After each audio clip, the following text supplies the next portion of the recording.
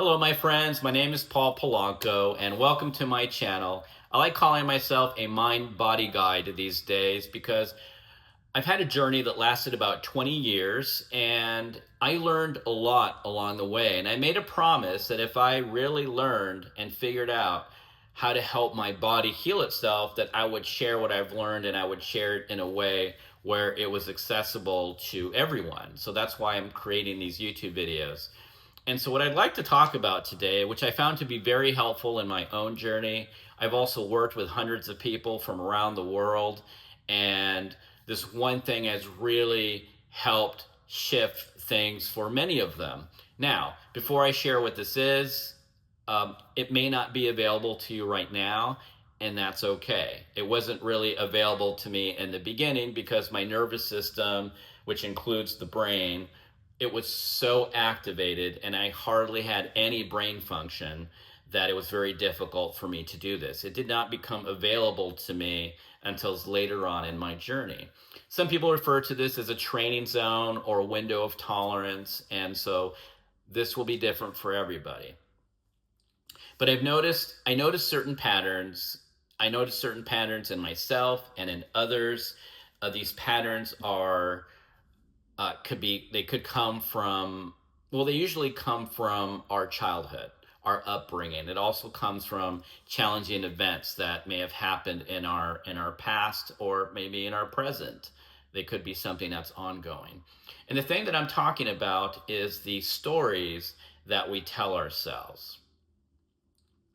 Now, I like to break down these stories into two different categories: involuntary and voluntary thoughts. So, a voluntary thought is something that I, as a higher conscious being, originate. So, I might see a car and I might look at it and say, "Oh, that car, that's a really beautiful car. I think that's amazing." Now, an involuntary thought is a thought that our brain likes to hurl at us, and it's not something that we thought of. And I know this, just stay with me here. And so I might look at the car and say, "Oh wow, that is a beautiful car. Um, that would be nice to have." And then the brain might send an involuntary thought of like, "Yeah, that car is nice, but you'll never drive it." Or it might say, "Yeah, that's a nice car, but you're not worthy of it." And you're like, "Wait a minute, where did that thought come from? I didn't do that." And so just think of our thoughts as thoughts that we think of and thoughts that our brain thinks of. And you might be saying to yourself, "But Paul, isn't the mind and the brain one and the same?" No, it's not. I really do believe, some people do believe that our consciousness resides in our brain, and that's fine. And whether it does or not, you have agency. You're a sentient being that you have your own thoughts, you have your own beliefs, you have your own way of perceiving the world, and there are thoughts that you can think of, that you can generate, but there's also thoughts that your brain can generate. And this actually explains why sometimes you might be sitting down and all of a sudden you'll have all these thoughts and you're like, "Wait a minute, I'm not generating those thoughts." So that's all I'm talking about voluntary versus involuntary thoughts. So the same is true with stories. So there are many different layers to this. So today I just want to kind of scratch the surface, because one of the things that happens is when we have symptoms, whether they're physical, emotional, psychological, when we're feeling these symptoms, we generally have a response of fear. Fear, maybe doubt, maybe hopelessness. And so our voluntary thoughts might be like, "Oh, this is terrible. This sucks. I'm never going to get better. Maybe I'm never going to get better." And then the brain will send involuntary thoughts that might be similar to that, but it might also send some other thoughts and beliefs like, "Well, you deserve this," or "Because you did this in high school, this is what happened," or "You're not doing, assuming you're doing a program, you're not doing your program the way you're supposed to. You're not doing enough. You're not doing it perfectly. Look at this other person. They did it for, 12 months and now they're healed and you've been doing it for 19 months. What's wrong with you? And so the combination of these stories can really be overwhelming for the nervous system. And so one of the ways to help with that is to be mindful of the stories that we tell ourselves. And it's a simple concept, but it's not easy, if especially if one of your symptoms is, like, for example, intrusive thoughts. And I had that really strongly, where I had thoughts going through my brain constantly. And so how can we deal with that? Well, I think first of all, and this will be different for everybody, so I'm just going to share some principles and take what you find resonates with you and what you think will be useful for you right now at this stage of your journey, and you can just throw the rest away. And so there are no specific order, but the first thing that I can think of is that to not resist your thoughts. Like, if your brain is sending you 1,000 thoughts a minute, try and picture them as these very loud teenagers walking down the hallway. And they're like, yes, they're loud, they're annoying, they're interrupting my day, but they can't hurt me. Like, no matter how loud they get, it can't hurt me. And so some people refer to this as being the casual observer, as you go outside of your body and you're just observing your own thoughts. Like, okay, so not resisting your thoughts can be very, very helpful. And again, it's not something you may be able to do overnight. It's something that you cultivate. It is a daily practice that you try and practice and see if you can just stop resisting your thoughts and just allowing them to be. The second thing that I found to be very helpful when it came to my thoughts and the stories that my brain liked to generate was to not necessarily believe them. One of the things that was very helpful was questioning my own thoughts. Some people refer to it as emotional allegiance. Like, if I had a thought or a belief, like, I don't have to believe it. One of the things that the limbic system of the brain really likes to do is, because it's probably stuck in this state of survival, it's become very sensitized. And so one of the things that it will do is it will just send you a bunch of thoughts and beliefs that it thinks that you need to hear.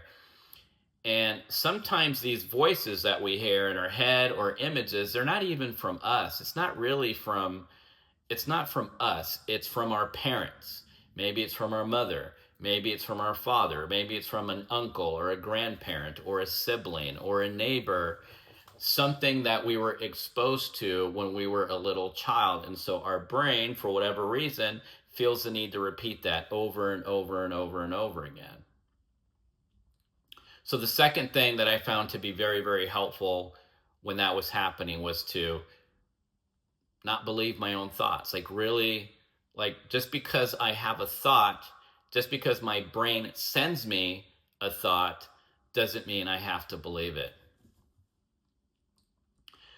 The third thing that I found to be very helpful was to really be mindful of the habitual stories that I told myself.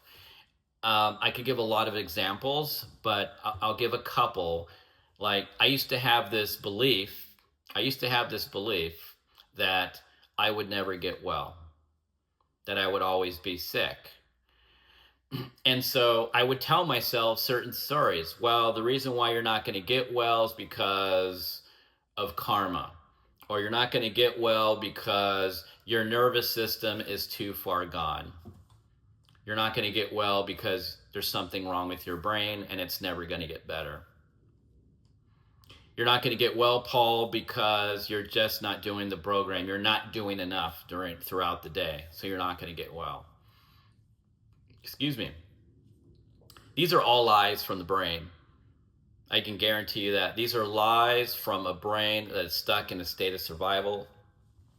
It has become hypersensitized, and so it's not calibrated it's not well calibrated. So the brain is going to do things that make no sense initially. So it's going to create things in your body for different reasons. There's a lot of different theories as to why. One theory is that, well, the brain thinks you're in danger, and so it needs to keep this cortisol, adrenaline, norepinephrine, known as CAN chemistry. It needs to keep the stress chemistry in the body because it really thinks you're in danger. And so it's going to create a lot of stories in order to keep that chemistry going. So you can challenge the brain by just telling it, like, stop sending me that story. Brain, I like to start talking to my brain by just appreciating it. So I usually say something like, brain, I love and appreciate you, and I love that you want to protect me so much, but this story that you're telling me that I will never heal, it's not helpful and it's not true. And so I interrupt that story by just saying that throughout the day, over and over and over again. And I would do that within my window of tolerance. But to be honest with you, there were many, many times where I would go outside of my window of tolerance, beyond my training zone, and then that would make my symptoms worse. But I had made a commitment that I'm going to change my brain. I'm going to let my brain know that this story that it is telling me over and over again, it's not a story that's helpful, and it's a story that's not true. Where it gets a little tricky is if we tell ourselves a story and we do believe it's true. And so I'm taking a page from Byron Katie's work, where if you ask yourself, my favorite question is this helpful? Is this helpful? Is something that I told myself throughout the day. And if the answer was no, it's probably a story that we need to change. And so I often get asked, yeah, but Paul, but what if I really do believe I'm never going to get well? And my response to that is, well, I really do believe there's a part of your brain that believes you'll never heal. I certainly had that. But there's also a part of you that believes you can heal. Otherwise, why would you be watching this video? Why would you research? Why would you do a program? Why would you do any exercises, whether it's journaling, somatic inquiry, neural brain retraining, somatics, tapping, energy medicine, any of that? Why would anyone continue doing that if they truly did not believe they were going to get well? I really do believe that we do have these, there's different names. People call them parts. Some people call them part-time personalities. But I really do believe we have these different parts of us. That's why sometimes you'll, like what we're talking about right now is a great example. For example, I have this belief, or I used to have this belief, that I would never get well. I really had this belief. I don't think I'll ever get well. Number one, my doctor said I would have this the rest of my life. Another doctor said that I had this digestive issue, that there was no known cure for it, and all they could do was manage it with medication. And so there was a part of me that really believed that I'm just never going to get well. Makes sense. But then there was another part of me that was like, no. This is nonsense. I am going to get well no matter what. I don't know how yet, but I'm going to get well. And so these two parts of me were constantly fighting. What are you doing, Paul? Why did you sign up for this brain retraining program? It's not going to help you. It's a waste of time. And then my other part, I'll just call it the adult me, the adult Paul. The other part of me is like basically telling this other part, I hear you, I understand your doubts, but I'm going to do this. So I really do believe that these parts of our psyche, our subconscious, which more often than not are just trying to be protective of us. You know, like I know that I have a part of me that wants to protect me from being disappointed. So going back to stories, the stories that we tell ourselves. what I found to be very helpful when it was finally available to me was to really think about, like, throughout the day, I would ask myself, what am I thinking? What am I feeling right now? And I didn't do this until later, but I started taking out a notebook and I would just write what I was thinking and feeling, because it really helped me see on paper what stories I was telling myself.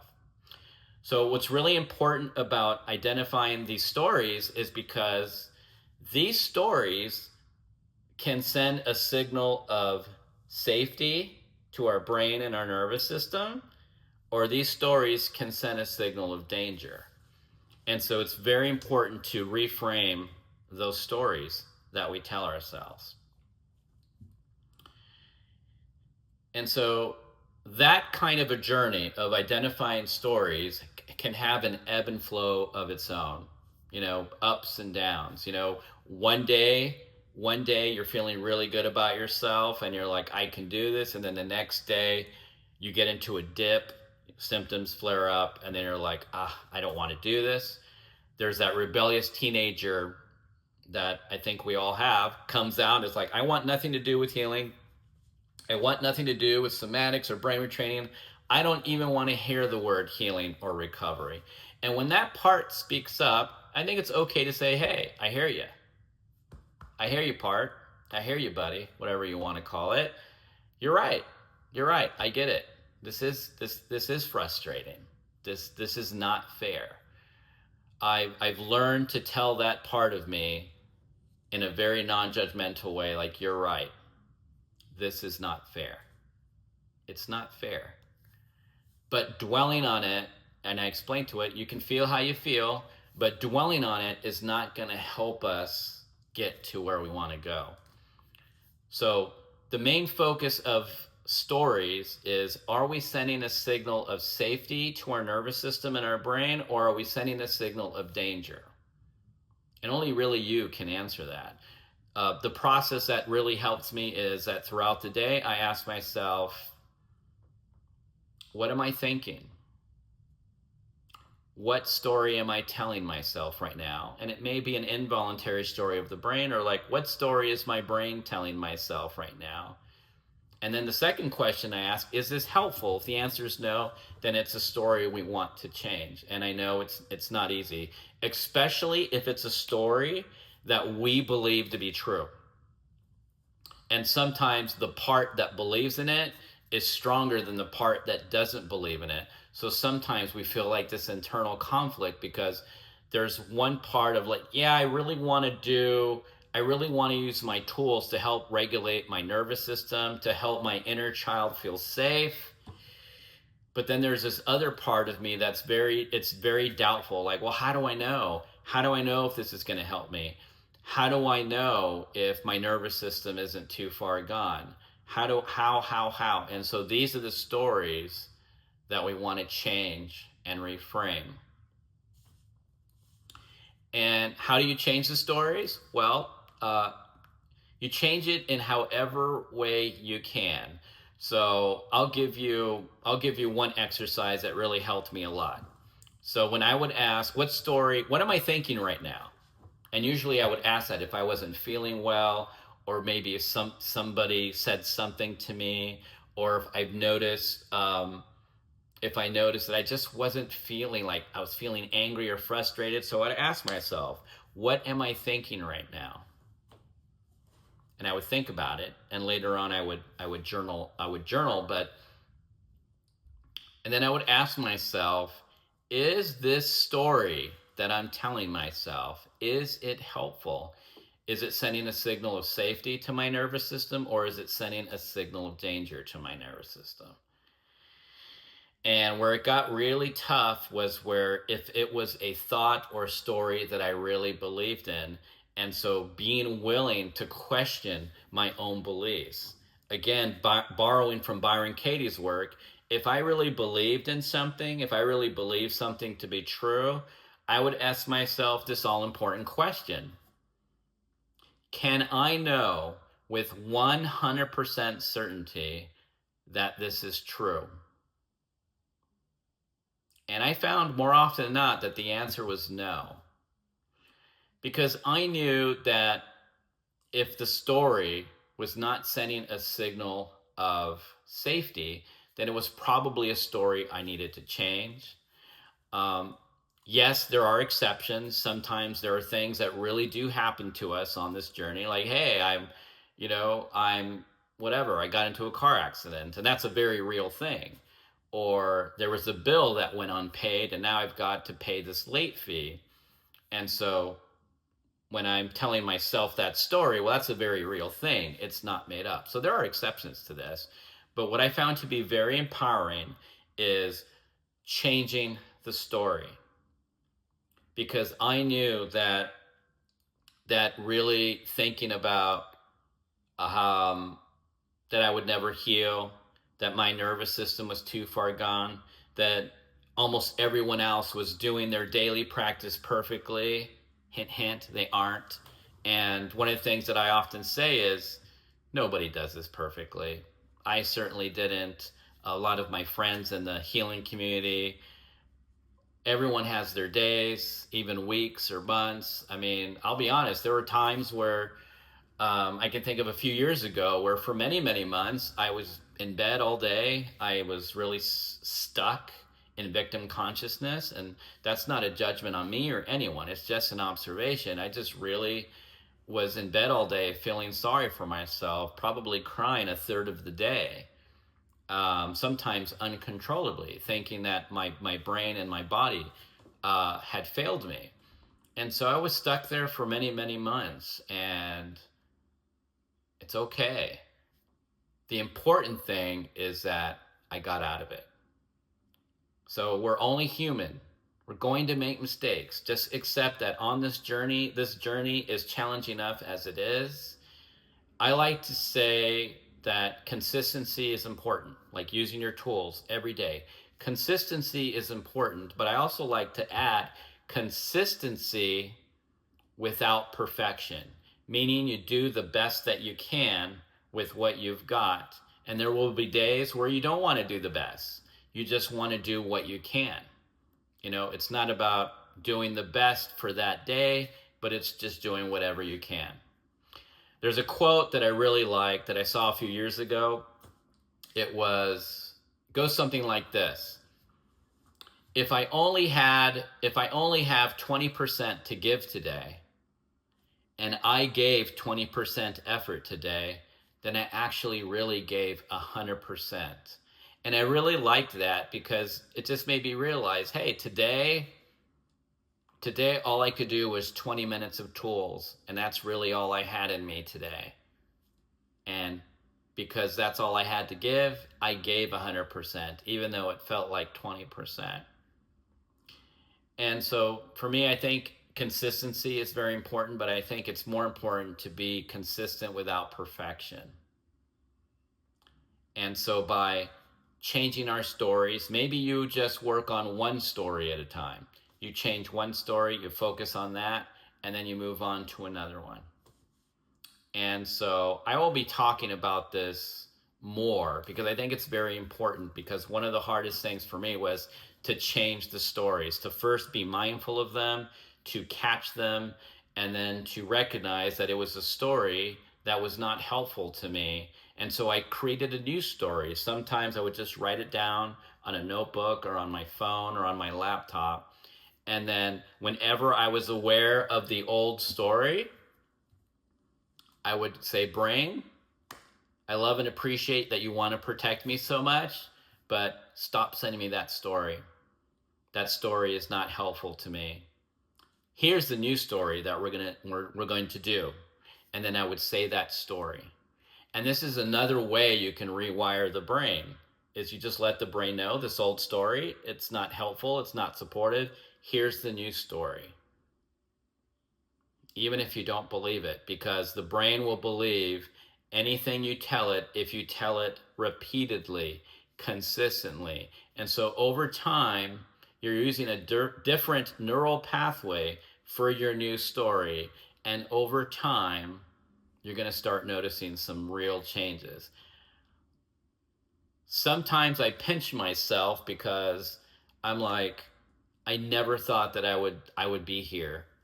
I would be at a place where I could sit up and look into the camera and talk about things that I'm really passionate about. I never thought that I would have different stories than I did 5 years ago. And I say 5 years because 5 years ago is when I actually started doing brain retraining. And then I added other tools along the way.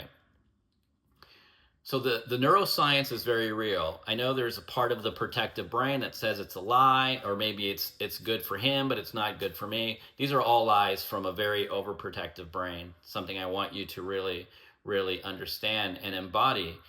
Because when the brain is stuck in a state of survival, it lies to us. Like literally, if you're in a flare up right now, I can guarantee that 99.9% of what the brain is throwing at you, the thoughts and beliefs, they're all lies. They're all distortions of reality. And so if you change the story, you're rewiring the brain, and eventually that story will become true. Take care. Have a good one. Bye for now.